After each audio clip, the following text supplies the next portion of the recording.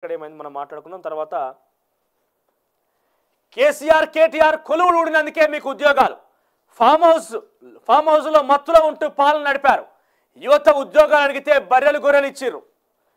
కుక్క ప్రాణానికి ఉన్న విలువ ఆనాడు పేదలకు లేదు. 119 నియోజకవర్గాల్లో మోడల్ గురుకులాలు. నాకు ఇంగ్లీష్ రాదంట అవహేళన చేస్తున్నారు. ఇంగ్లీష్ రాని చైనా జపాన్ ప్రపంచాన్ని ఏలట్లేదా?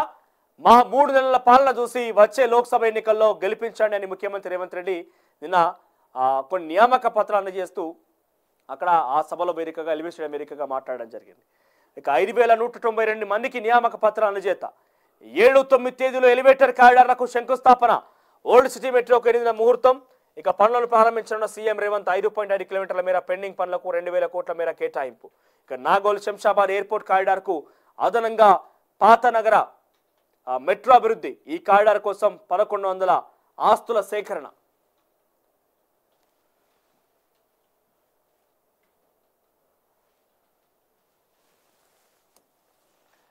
ఇక సీఎంగా కేసీఆర్, మంత్రిగా కేటీఆర్ ఉద్యోగాలు ఉన్నందుకే నేడు రాష్ట్రంలో నిరుద్యోగులకు ఉద్యోగాలు వస్తున్నాయని, తెలంగాణ సాధన ఆశయాలు ఆకాంక్షలు ఇప్పుడు నెరవేరుతున్నాయని సీఎం రేవంత్ రెడ్డి అన్నారు.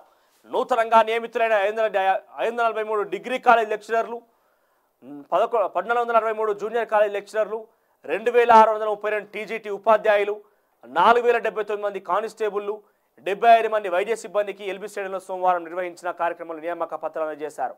నిజానికి తాము 6566 నియామక పత్రాలు ఇవ్వాలనుకున్నామని, ఎమ్మెల్సీ ఎన్నికల కోడ్తో కొన్ని నియామక పత్రాలు ఆగాయని, ఈరోజు కేవలం 5192 నియామక పత్రాలు మాత్రమే ఇస్తున్నామన్నట్టుగా ముఖ్యమంత్రి రేవంత్ రెడ్డి చెప్పి యొక్క 5192 సంబంధించిన నియామక పత్రాలు అందజేశారు.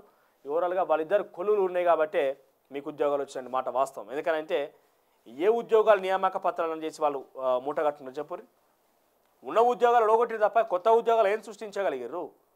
ఇక టీ హబ్ పట్టుకొచ్చినాం, కొత్త కంపెనీలు పట్టుకొచ్చినాం అంటే కాగితాలకు పరిమితమైన తప్ప కంపెనీలు ఎవరు ఉద్యోగం చేస్తున్నారో అర్థం కాదు ఇప్పటిదాకా. ఒకసారి కేటీఆర్కి సంబంధించిన ఐటీ శాఖ కూడా ఏం చేయాలి అంటే శ్వేతపత్రం విడుదల చేయాలి. ఏమని? గత ప్రభుత్వంలో ఏమేమి వచ్చినాయి ఉద్యోగాలు, ఎన్ని కంపెనీలు వచ్చినాయి, ఎన్ని పెట్టుబడులు పెట్టినాయి, ఎన్ని నిజంగా గ్రౌండింగ్ అయినాయి, ఆ గ్రౌండింగ్ అయిన వాటిల్లో ఎంతమంది కొత్త ఉద్యోగాలు సాధించగలరు ఘాటి విషయంలో కూడా జర బయట పెడితే కేటీఆర్ ఘనత, కేటీఆర్కి సంబంధించినటువంటి ఆ ఒక చతురత బయటపడుతుంది. ఇప్పుడు చూసినా విదేశాలకు పోయి ఆ కంపెనీ పట్టుకొచ్చినా ఈ కంపెనీ పట్టుకొచ్చినా కానీ ఏ కంపెనీ అయితే కనబడతలేవు, ఏడ కనబడతలేవు, ఏం ఉద్యోగాలు కనబడతలేవు. ఉన్న ఉద్యోగాలే పోతున్నాయి ఐటీలల్లో, ఉన్న ఉద్యోగాలు ఐటీ సంస్థల్లో ఉద్యోగాలు ఉన్నాయో పోతున్నాయి. మరి కొత్త ఉద్యోగాల ఏ విషయం ఏంది, ఆ కథ ఎందుకు తెలియాలంటే ఒక్కసారి ఐటీ శాఖ మంత్రి శ్రీధర్ బాబు విషయంగా ఆలోచన చేయాలి. ఐటీ మీద కూడా గత ప్రభుత్వం చేసినటువంటి ఉద్యోగాల కల్పన కావచ్చు, ఆయన తీసుకొచ్చిన పెట్టుబడుల అంశం కూడా కావచ్చు, వాటి మీద కూడా జర శ్వేతపత్రం లాంటిది ఒక వైట్ పేపర్ రిలీజ్ చేస్తే ప్రజలకు అర్థమవుతుంది ఏం చేసింది కేటీఆర్, ఏం కథ అనేది.